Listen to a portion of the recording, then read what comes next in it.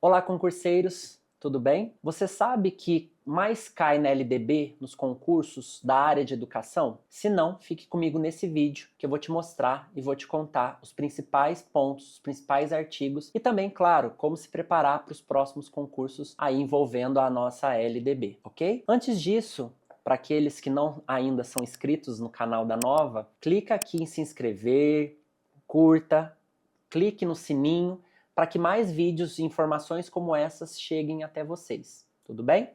Sou o professor Eberton, professor de língua portuguesa, de redação aqui da Nova. Também sou concursado, no estado de Minas Gerais, então sou professor aí na área, na rede.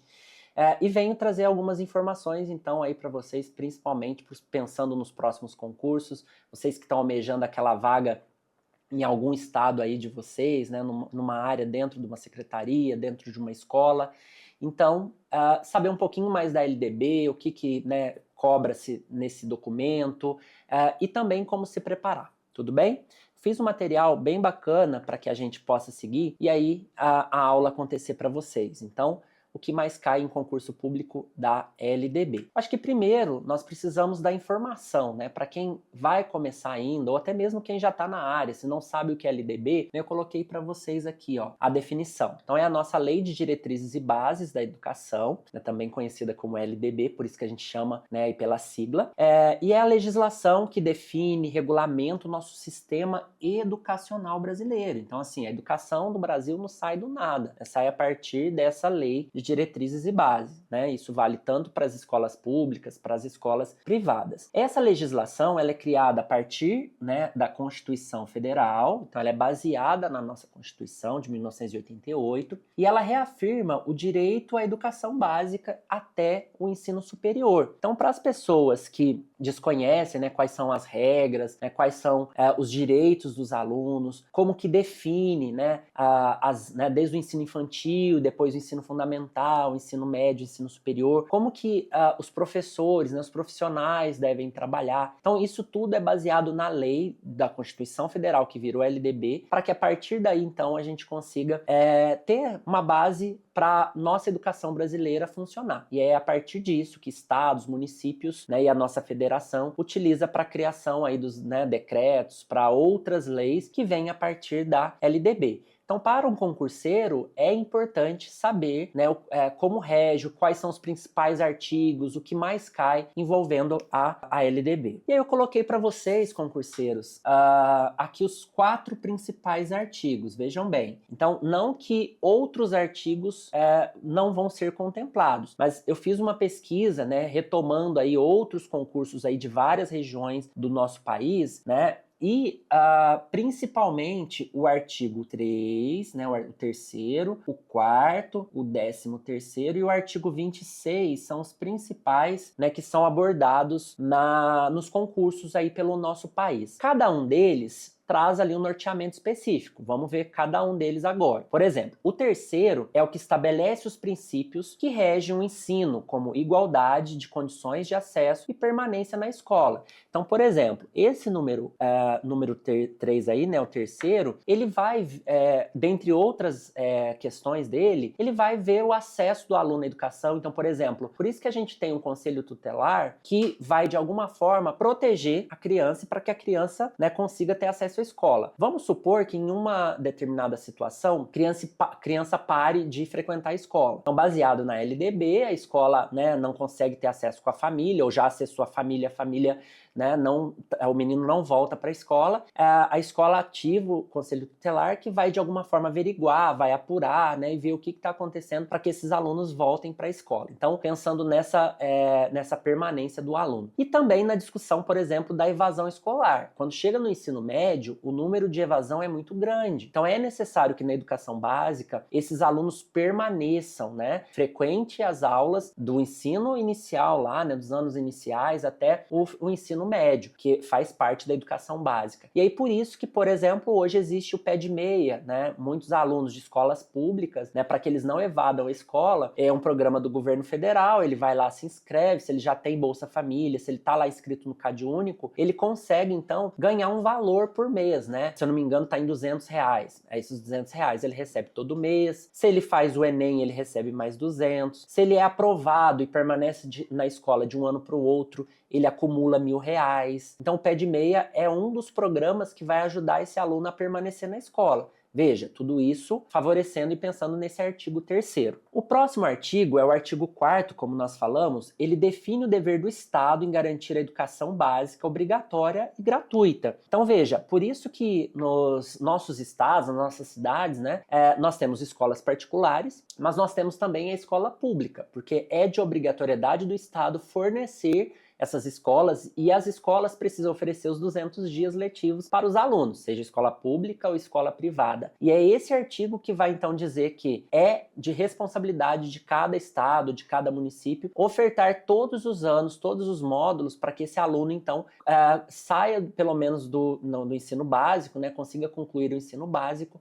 e o Estado, né, tenha cumprido a sua função. Por isso que é dever do Estado oferecer as escolas, né, a escola aí, para os nossos alunos. O artigo 10º, né, o 3º, o 13, né, trata das atribuições dos docentes, destacando a importância do planejamento e da execução do projeto pedagógico. Veja que aqui a gente já entra para algo mais específico de dentro das escolas, né? Então, qual que é a atribuição do professor, né? O professor levar as aulas preparadas, o professor ter uma preparação, o professor ser bem informado, o professor, então, fazer com que esse aluno aprenda, né, em todos os níveis, que seja tudo de forma, né, pedagógica, didática, que esse professor entenda as habilidades, entenda a inclusão, né, então esse aluno, por exemplo, que tenha alguma deficiência, ele precisa ser incluído na escola. Então isso também versa a esse artigo aí 13º.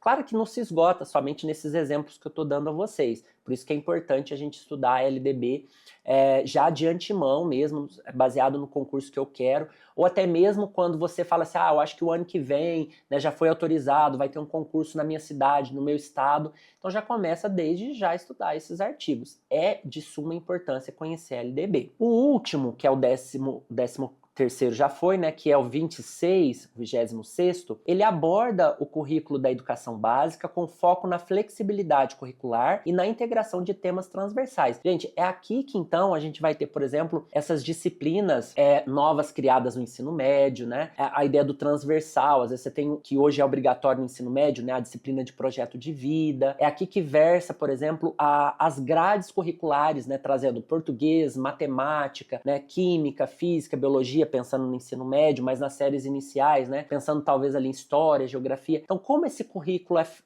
ele é formado? Então, esse 26, ele trata muito disso. E os concursos, ultimamente, eles gostam de trabalhar nessa formação, né? E também entendendo, sou professor de língua portuguesa, mas eu tenho que saber dos temas transversais, né? Eu tenho que estudar a LDB, esse artigo em específico, para eu entender, poxa, eu não dou aula de biologia, eu sou professor, ministro aula de língua portuguesa, mas em algum momento eu vou ter que versar de algo envolvendo a biologia. Por exemplo, ao tratar o meio ambiente, numa semana do meio ambiente que aconteça na minha escola, ou durante o ano, né, em parceria com a professora de biologia. Então é importante eu estudar a LDB específico, né, esses 4 artigos, de novo, para que vocês deem um print aí na minha tela, para que vocês consigam estudar. De novo, eu vou olhar e vou estudar os outros artigos. Estes são os que eu mapeei e são os que mais caíram já em concurso público, e a gente pensa então em focar um pouco mais neles para os próximos. Então, de novo, o 3º, o 4º, 13º e o 26º. Tudo bem? E a partir disso, como eu me preparo? Né? Eu já tenho os temas. E como que eu me preparo para estudar LDB para os próximos concursos? Eu também fiz para vocês isso. Então, primeiro, foco nos principais pontos, né? Vai lá, risca o objetivo daquele artigo. Eu já passei os 4 principais, mas vamos ver os outros, né? Vai lá, grifa, estuda, resume. Eu sou uma pessoa que eu indico muito, né, as pessoas imprimirem, né, se vocês puderem imprimir a LDB, vão grifando, mas vão escrevendo do lado, né, o que é aquele artigo, né, sobre qual que é o objetivo dele, quais são os principais tópicos dentro dele. Acho que isso facilita muito e ajuda muito você a estudar. O segundo ponto é você sempre se manter atualizado quanto à LDB, porque se a gente prestar bastante atenção nos últimos anos, ela já foi atualizada, né? Ela tem a criação lá no século século passado, em 1961, e depois 1996, depois a gente já teve também outras, né? Agora em 2024 a gente também, nós tivemos atualizações, então é sempre importante revisar e saber essas atualizações. Isso vai te ajudar a se preparar para os próximos concursos. Também utilizar resumos e materiais específicos, tá? Eu falo que resumo você também pode fazer, né? Às vezes tem gente que gosta de adquirir pronto, né? Construir, comprar, né? Eu acho que construir é melhor. Então, inclusive, quando próximo de um concurso público, tá chegando a prova, você vai revisar esse resumo que você fez, né? Então, se você constrói o resumo, você consegue aprender de uma melhor forma cada uma daquelas regras, cada um dos objetivos, cada um dos artigos não só da LDB, né, gente? De qualquer área aí do que você está estudando. Fazer resumo é muito bom. Eu acho que é uma boa tática para memorização. Já foi comprovado, tá? Quando você escreve, né, de novo, a caneta não, né, no teclado, mas quando você escreve à mão, você consegue memorizar muita coisa. O maior número de memorizações se dá por esse recurso. E também, pessoal, estudar por questões de concursos anteriores. Busquem provas, né? Se você é de uma região, por exemplo, eu sou de Minas Gerais, né? Nós tivemos o concurso aqui de 2025, nós tivemos 2023, nós tivemos, se eu não estou enganado, 2017. Então eu iria fazer as provas anteriores, eu iria fazer os concursos anteriores, né? Ver como que a LDB é cobrada nesses concursos, para que então, dali, eu também treine para a prova que eu vou fazer. Então, fazer questões de concursos públicos é uma boa para que você entenda como que você está estudando cai numa prova de concurso público. Tudo bem? E aí, se você então gostou das minhas dicas, né, gostou aí da explicação do que é LDB, eu peço para que você clique no nosso grupo de WhatsApp que estará aqui no link desse vídeo, né, vou deixar na descrição. Além de materiais sobre a LDB, né, eu também vou deixar materiais específicos sobre outros concursos públicos e também de como se preparar.